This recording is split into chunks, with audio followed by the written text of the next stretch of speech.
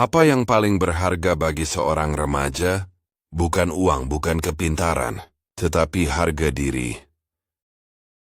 Di sebuah SMA di Pandeglang, Banten, harga diri seorang pelajar bernama Jaka direnggut oleh satu tamparan keras. Tamparan dari tangan kepala sekolah, Bu Hesti. Tamparan di depan mata puluhan siswa yang menertawakannya dalam diam. Dendam itu tidak hanya berbisik, ia berteriak di dalam jiwa Jaka. Di Banten, setiap orang tahu, membalas dendam dengan kekerasan fisik adalah pekerjaan orang bodoh. Membalas dendam dengan ilmu batin, itulah hukum para leluhur. Jaka mencari ilmu itu. Ia mencari dukun yang paling keji. Ia memilih santet cermin darah. Sebuah teluh yang menjanjikan kematian lambat, di mana korban akan melihat refleksi dirinya sendiri membusuk perlahan hingga tak bernyawa. Namun, cermin darah memiliki hukumnya sendiri. Jika pantulannya terlalu kuat, ia tidak akan memecahkan target, melainkan akan memecahkan cermin itu sendiri. Kisah malam ini adalah tentang sebuah cermin yang retak. Tentang seorang pelajar yang melihat bayangannya sendiri berubah menjadi monster. Dan tentang bagaimana ia harus mati dengan cara yang jauh lebih tragis. Tubuhnya perlahan terbelah, seolah digorok oleh pantulan dirinya sendiri. Wani ora. Dengarkan, karena ini adalah kisah bagaimana harga diri yang hancur berubah menjadi kontrak dengan maut di tanah Banten. SMA Purnama di Pandeglang adalah sekolah yang tenang, tetapi memiliki aturan yang kaku. Di sana Bu Hesti sang kepala sekolah adalah sosok yang disegani sekaligus ditakuti. Wanita paruh baya dengan sorot mata seolah bisa membaca setiap kebohongan. Konon keluarga Bu Hesti adalah keturunan ahlul hikmah yang memiliki benteng spiritual turun-temurun. Jaka Utama, remaja berusia 18 tahun, adalah pangeran kecil di lingkungan sekolahnya. Berasal dari keluarga berada, ia terbiasa mendapatkan apa yang ia inginkan. Baginya, aturan adalah hal yang bisa dibengkokkan. Insiden itu terjadi pada jam istirahat. Jaka dan gengnya yang merasa bosan, memutuskan merokok di dalam ruangan unit kesehatan sekolah, UKS, yang sedang kosong. Bu Hesti, yang baru saja selesai rapat, mencium bau asap yang menyeruak dari ventilasi UKS. Beliau berjalan ke sana, suaranya dingin menusuk. Keluar, sekarang juga. Jaka dan teman-temannya keluar. Jaka mencoba memasang wajah berani, seolah tak bersalah. Kami hanya memeriksa kebersihan, Bu. Dustanya dengan nada mengejek yang samar. Bu Hesti tidak berbicara. Beliau hanya menatap mata Jaka, dan Jaka merasakan tatapan itu menembus hingga ke sumsum tulangnya. Ia tahu kebohongannya tidak berguna. Bu Hesti meraih tangan Jaka memutarnya. Lalu di depan puluhan siswa yang mulai berkerumun, Bu Hesti melakukan hal yang tidak terduga. Sebuah tamparan mendarat di pipi Jaka. Tamparan itu begitu keras, hingga membuat kepala Jaka berpaling ke samping. Telinganya berdenging, dan pipinya langsung membengkak dan memerah. Bu Hesti mendekat. Wajahnya hanya berjarak beberapa inci dari wajah Jaka. Kau pikir kekayaanmu bisa membeli kehormatan? Kau merusak sekolah ini. Kau merusak dirimu sendiri. Keluar, sampai kau mengerti arti penyesalan. Bentak Bu Hesti, suaranya menggelegar. Jaka tidak merasakan sakit fisik. Yang ia rasakan hanyalah api kehinaan yang membakar jiwanya. Ia mengangkat tangan menyentuh pipinya dan bersumpah dalam hati, wanita ini harus membayar, harus mati. Jaka pulang, bukan ke rumahnya yang mewah, melainkan ke garasi belakang. Ia mencari informasi rahasia. Ia mencari nama yang paling ditakuti, Mbah Sura. Seorang dukun di pedalaman Lebak yang konon bisa mengirim santet dengan media yang sangat personal. Malam itu, dengan mengendarai motornya, Jaka meninggalkan Pandeglang menuju kegelapan yang sesungguhnya.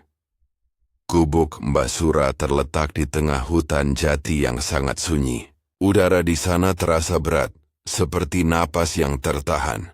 Begitu Jaka masuk, ia disambut oleh aroma busuk kembang 7 rupa dan belatung yang mengerubungi sisa-sisa sesajen. Mbah Sura adalah sosok yang jauh lebih muda dari yang Jaka bayangkan. Matanya kosong tetapi bicaranya sangat jelas dan cepat. Kau datang untuk memecahkan cermin seseorang anak muda. Memecahkan refleksi kehidupannya, ujar Mbah Sura sambil menyeringai. Jaka mengangguk. Ia tidak peduli dengan biayanya.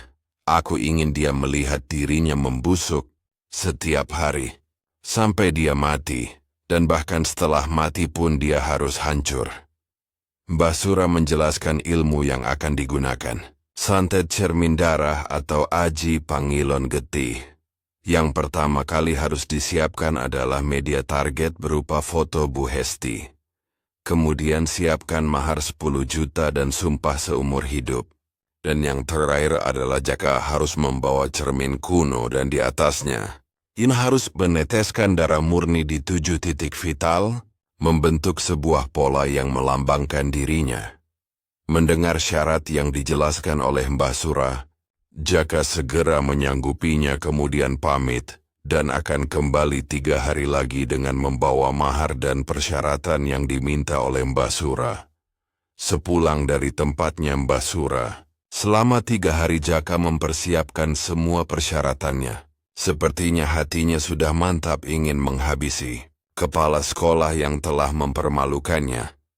Foto Bu Hesti dia dapatkan dengan mudah, karena mencomot dari media sosial milik Bu Hesti. Kemudian, cermin kuno dia ambil dari meja rias ibunya yang merupakan benda peninggalan dari leluhur orang tuanya. Untuk syarat mahar 10 juta, Jaka benar-benar sudah gelap mata. Dia terpaksa gadaikan motor ninjanya kepada seorang rentenir.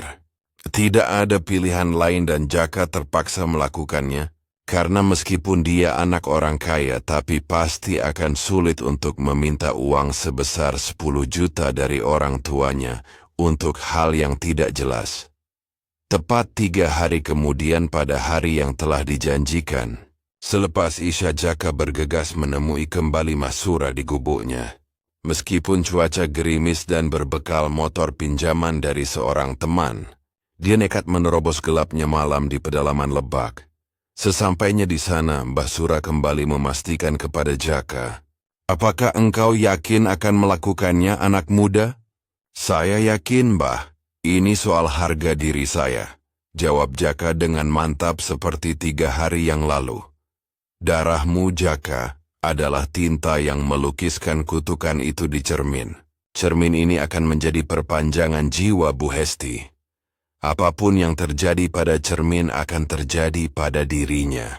Jika cermin retak, jiwa Hesti akan terbelah," jelas Mbah Sura. Suaranya seperti gerusan tulang. Peringatan Mbah Sura kali ini jauh lebih kuat. Bu Hesti punya pagaran cakra yang sangat kuat, warisan dari kakeknya. Cermin darah ini akan mencoba menembusnya. Jika pantulan itu terlalu kuat, ia tidak akan memecahkan cermin milik Bu Hesti. Ia akan memantul, dan darahmu akan menariknya kembali ke tubuhmu sendiri. Jaka mengabaikan peringatan itu. Matanya hanya melihat pembalasan. Ritual dimulai. Mbah Sura menyiapkan cermin kuno berbingkai kayu yang penuh ukiran mantra. Jaka mengambil pisau lipatnya dan tanpa ragu, ia menyayat 7 titik di tubuhnya. Telapak tangan, dahi, dada, punggung, dan 2 lutut. Darah Jaka menetes di atas cermin, mengikuti pola yang diarahkan Mbah Sura. Saat tetes darah terakhir menyentuh permukaan cermin, cermin itu tiba-tiba memantulkan bayangan yang sangat mengerikan. Bukan bayangan Bu Hesti, tapi bayangan Jaka yang tersenyum jahat, dengan wajah penuh luka membusuk. "Selesai. Sekarang bawa cermin ini. kubur di halaman rumahnya. Dalam 3 hari kau akan lihat Bu Hesti menderita hingga mati. Perintah Mbah Surajaka mengambil cermin itu. Tangannya gemetar, tetapi ia merasa ada kekuatan aneh yang kini mengalir deras di nadinya. Ia telah menjadi pembunuh.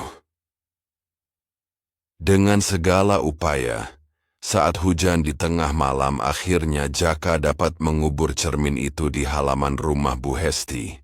Karena rumah khas orang desa memang tidak ada pagarnya. Dia memastikan cermin terkubur tanah dengan sempurna, di samping rumah di bawah pohon jambu.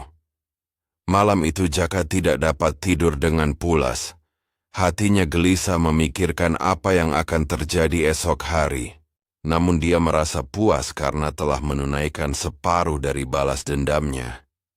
Pada hari pertama, Bu Hesti masih terlihat normal di sekolah. Namun di rumah ia mulai gelisah. Setiap kali ia melihat cermin ia merasa ada sesuatu yang salah dengan pantulannya. Wajahnya terlihat muram dan tua, seolah-olah ia belum tidur selama berbulan-bulan. Di hari selanjutnya, Bu Hesti mulai sakit. Ia demam tinggi dan mengeluh melihat bayangan di matanya sendiri. Ia melihat kulitnya berubah warna menjadi kehitaman, seperti memar yang menyebar. Setiap kali ia menatap permukaan yang memantul. Kabar mengenai sakitnya Bu Hesti sampai ke telinga Jaka, dan dia merasa sangat puas karena usahanya berhasil. Dalam hati dia bergumam, rasakan sebentar lagi mati engkau.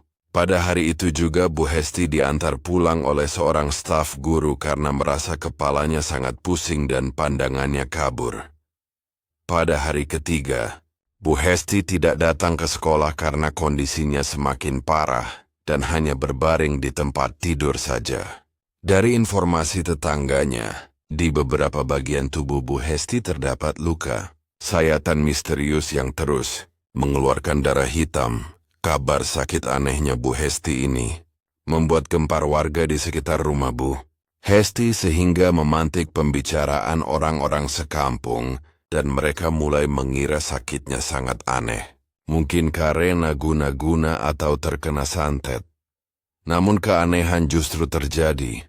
Pada saat yang sama Jaka mulai merasakan hal aneh. 7 titik sayatan darahnya terasa sangat panas. Dan yang paling mengganggunya, setiap kali ia berada di depan cermin, pantulannya terlihat cacat. Bayangan Jaka di cermin tampak terdistorsi, seolah ada garis tipis yang membelah wajahnya. Jaka panik. Ia menelepon Mbah Sura. "Mbah, ada apa ini? Kenapa bayanganku? Ada yang salah?" Mbah Sura tertawa terbatuk-batuk. "Sudah aku bilang. Wanita itu punya pagar yang kuat. Cermin darahmu terpantul. Khodam itu tidak bisa masuk ke jiwanya. Ia tertahan dan kini ia menunggu di batas cermin, mencari darah yang mengikatnya." Keluarga Bu Hesti, yang melihat kondisi beliau memburuk secara non-medis, langsung menghubungi Kiai Syahid. Dia seorang Kiai Banyu yang terkenal di Banten karena kemampuannya membatalkan segala jenis santet dengan media air. Kiai Syahid tiba. Tidak perlu diperintah. Ia merasakan energi gelap yang terperangkap di bawah tanah, di halaman rumah Bu Hesti. Ini santet cermin darah. Cerminnya harus dihancurkan, agar khodam itu kembali ke tuannya, ujar Kiai Syahid. Sejenak, kemudian Kiai Syahid memerintahkan murid-muridnya untuk menyisir seluruh halaman rumah Bu Hesti. Mereka menggali tanah di tempat yang sekiranya mencurigakan. 1 jam kemudian mereka menemukan cermin kuno itu. Saat Kiai Syahid mengambil air 7 sumur yang sudah ia doakan dan menyiramkannya ke cermin, cermin itu tiba-tiba bergetar hebat. Kiai Syahid merapal doa, lalu mengayunkan palu yang sudah dimantrai. Sejenak kemudian cermin itu pecah berkeping-keping. Tepat pada detik itu, khodam santet cermin darah dilepaskan. Ia tidak kembali ke Mbah Sura. Dia kembali ke sumber ikatan darah yang menariknya. Dia ke Jaka. Dalam tidurnya, Jaka merasakan tersiksa oleh panas di 7 titik sayatannya. Tiba-tiba, ia terbangun. Di hadapannya, di tengah kamar gelapnya, berdiri sebuah cermin. Bukan cermin dinding, tapi cermin berbingkai kayu kuno yang baru saja ia pecahkan. Cermin itu berdiri tegak, dan di dalamnya muncul bayangan Jaka yang terdistorsi, setengah membusuk, setengah tersenyum jahat. Itu adalah kodam santet cermin darah. Kau gagal, Jaka. Kau hanya pantulan darah yang lemah. Suara kodam itu bergaung dari cermin, seperti suara Jaka sendiri yang dilembutkan menjadi bisikan yang menusuk. Jaka mencoba lari, tetapi tubuhnya kaku. Bayangan Jaka di cermin itu perlahan mengangkat tangannya.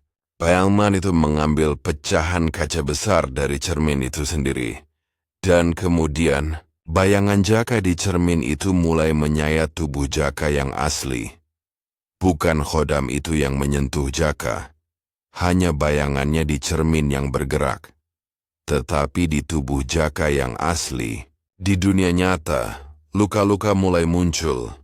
Jaka merasakan rasa sakit yang luar biasa seolah ada 1000 pecahan kaca yang menggoroknya. Dari wajahnya, lehernya hingga dadanya muncul goresan-goresan panjang, seolah kulitnya digores dengan pisau tajam. Darah mulai memancar deras, membasahi kasurnya. Jaka menjerit menggeliat, melihat cermin itu dengan mata penuh horor. Bayangan Jaka di cermin itu hanya tersenyum, menyayat lebih dalam. Kau yang mengikatku, kau yang menjadi cermin. Dan di sekarang Tegopa harus terbelah seperti cermin yang kau pecahkan, bisik kodam dari cermin. Hari itu sudah siang, keluarga Jaka heran karena Jaka belum bersiap untuk berangkat ke sekolah. Dan saat keluarga Jaka menemukan kamar Jaka, pemandangannya sungguh mengerikan. Jaka terbaring tewas di kasurnya. Bukan karena penyakit, tetapi karena luka sayatan yang tak terhitung jumlahnya. Tidak ada senjata di kamar itu. Tidak ada tanda-tanda perkelahian. Yang ada hanya bau darah amis yang pekat, dan di atas lantai di sebelah kasurnya, mereka menemukan 7 pecahan kaca cermin kuno, tertata rapi, seperti sisa-sisa ritual yang gagal. Jaka mati digorok oleh pantulan dirinya sendiri. Ia mendapatkan santet cermin darah yang ia pesan. Karma telah menagih, dan kodam itu, setelah membelah nyawa Jaka, kini telah kembali ke Kalimati, menunggu kontrak darah berikutnya. Di Banten, hukuman terberat bukanlah dari Tuhan, tapi dari perjanjian dengan iblis yang kau langgar. Wani ora? Jika kalian merasa tertantang untuk mendengarkan cerita berikutnya, silakan subscribe. Dan satu lagi, hati-hati saat melihat ke cermin. Pastikan bayanganmu sama dengan kondisi tubuhmu.